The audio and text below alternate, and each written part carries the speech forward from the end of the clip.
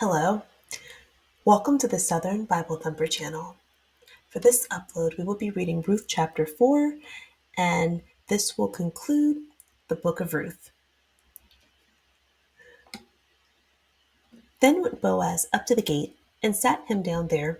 And behold, the kinsmen of whom Boaz spake came by, unto whom he said, Ho, such a one! Turn aside, sit down here. And he turned aside and sat down. And he took 10 men of the elders of the city, and said, Sit ye down here. And they sat down.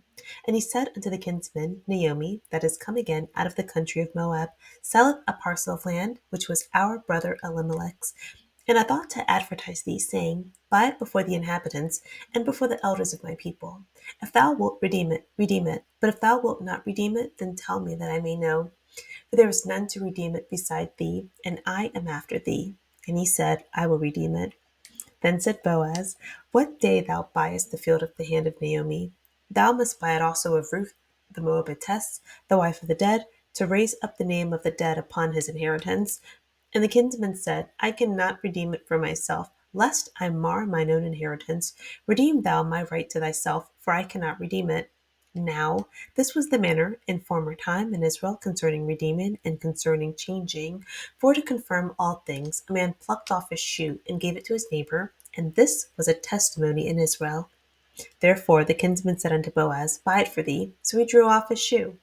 And Boaz said unto the elders and unto all the people, Ye are witnesses this day that I have bought all that was Elimelech's, and all that was Chilion's and Mahlon's, of the hand of Naomi. Moreover, Ruth the Moabitess, the wife of Mahlon, have I purchased to be my wife, to raise up the name of the dead upon his inheritance, that the name of the dead be not cut off from among his brethren, and from the gate of his place. Ye are witnesses this day. And all the people that were in the gate, and the elders said, We are witnesses. The Lord make the woman that is come into thine house like Rachel, and like Leah, which two did build the house of Israel, and do thou worthily in Ephraim, and be famous in Bethlehem. And let thy house be like the house of Perez, whom Tamar bare unto Judah, of the seed which the Lord shall give thee of this young woman. So Boaz took Ruth, and she was his wife. And when he went in unto her, the Lord gave her conception, and she bare a son. And the woman said unto Naomi, Blessed be the Lord, which hath not left thee this day without a kinsman, that his name may be famous in Israel. And he shall be unto thee a restorer of thy life, and a nourisher of thine own age. For thy daughter-in-law, which loveth thee, which is better than thee than 7 sons, hath borne him. And Naomi took the child and laid it in her bosom, and became nurse unto it. And the woman her neighbors gave it a name, saying, There is a son born to Naomi. And they called his name Obed. He is the father of Jesse, the father of David. Now these are the generations of Perez. Perez begat Hezron, and Hezron begat Ram, and Ram begat Amminadab, and Amminadab begat Nahshon, and Nahshon begat Salmon, and Salmon begat Boaz, and Boaz begat Obed, and Obed begat Jesse, and Jesse begat David. Summarizing Ruth chapter 4, a little bit of background. The tradition among Israel, if there is a widow, the nearest male relative is supposed to marry the widow to continue the family lineage.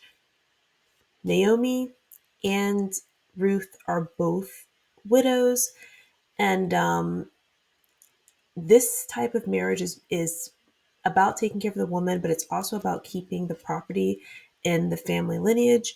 So because Naomi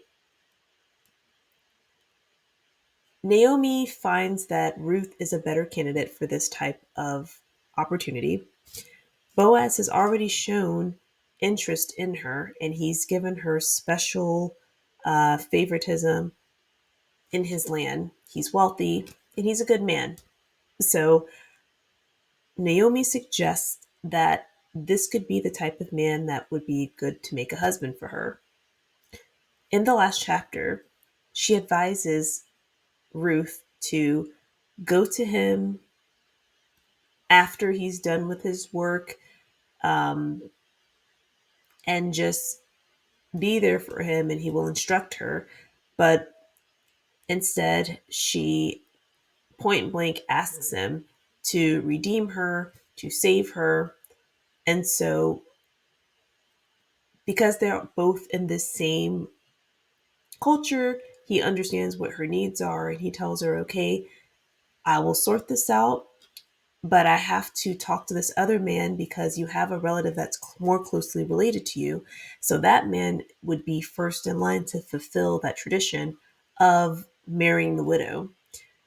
So he has to go to this man and talk to him about if he wants to be the one to redeem or purchase Naomi's land and also purchase Ruth, because we are seeing in verse 10,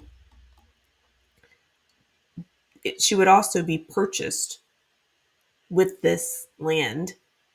So we know that Boaz, he's good for it and he can purchase right away. So that's what we're doing now. He's having to, in order to fulfill this custom, Ruth specifically wants him to fulfill this custom, but the correct way to handle it is to make sure the person who is supposed to do it will forfeit. So Boaz meets with the relative, asks him to sit down. He then invites 10 city elders to sit in on the meeting. He explains that Naomi is selling her dead husband's land, and Boaz states that if the relative does not want to redeem it, then he will. And he's saying Ruth is a part of it because this type of marriage is more about acquisition of property and keeping a tradition rather than love. So if this other man does not have the money to fulfill this tradition, then Boaz is saying, well, I'm ready and willing and I want to right now. So, verse 6, the other man says, I cannot redeem it. You can go ahead and redeem it. And so, verse 7, this is just explaining to us now that taking off a shoe or exchanging a shoe is sort of like a receipt. So, the man who it's his responsibility or he's next in line to fulfill this duty, he removes his sandal and gives it to Boaz. So Boaz has the receipt that this is now his property. So then Boaz highlights it and says, you 10 men, you're the, you elders, everybody who's listening, you audience, you've seen what's happened here today. And Ruth, the Moabite, I have bought her along with this property. She's going to be my wife. And so the people agree, we're witnesses, and then they bless him. And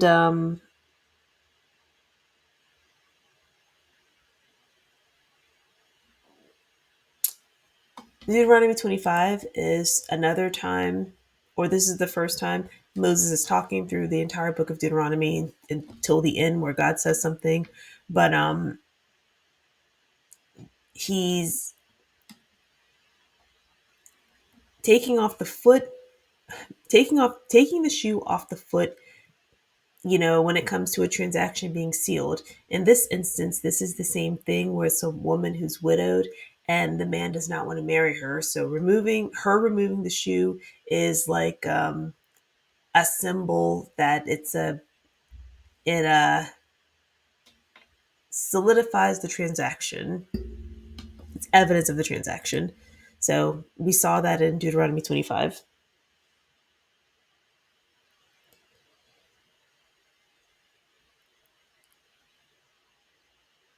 So 35, so this is like Rachel and Leah. Um,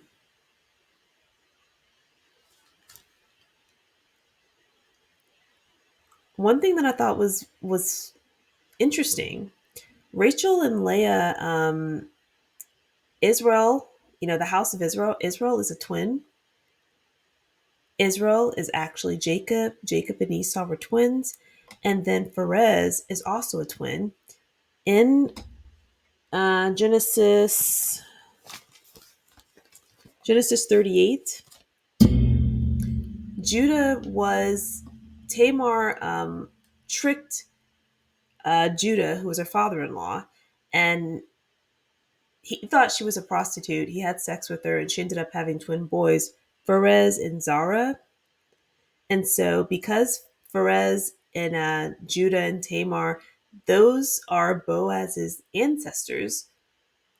So, these men who are the audience who heard who witnessed the transaction between Boaz and the other man to take responsibility for the tradition of the widows, this is like a blessing, saying, bless the woman who is like Rachel and Leah, bless the woman who will be like Perez.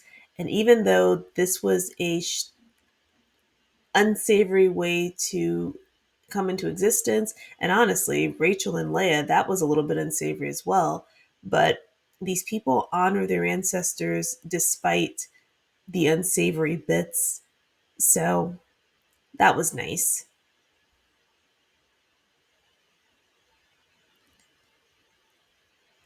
11 through 12, the same response from the audience. 13, Boaz took Ruth. She had a son. Verse 14 and 15, the women are blessing Naomi and saying, the Lord hath left her, the Lord hath not left Ruth without a kinsman or redeemer, and they're just praising her in verses 14 and 15. This is just a happiness of the birth. Verse 16, Naomi took and cared for the baby, and the neighbor called him Obed. So the women called him Obed. He's the father of Jesse and David. So then at the very end, 18 through 22, we have an epic catalog. So Perez, which is Tamar and Judah's one of the twin boys. So Perez is a twin. He fathered Hezron, who fathered Ram, who fathered Aminadab, who fathered Nashan, Salmon, Boaz, Obed, Jesse, and David.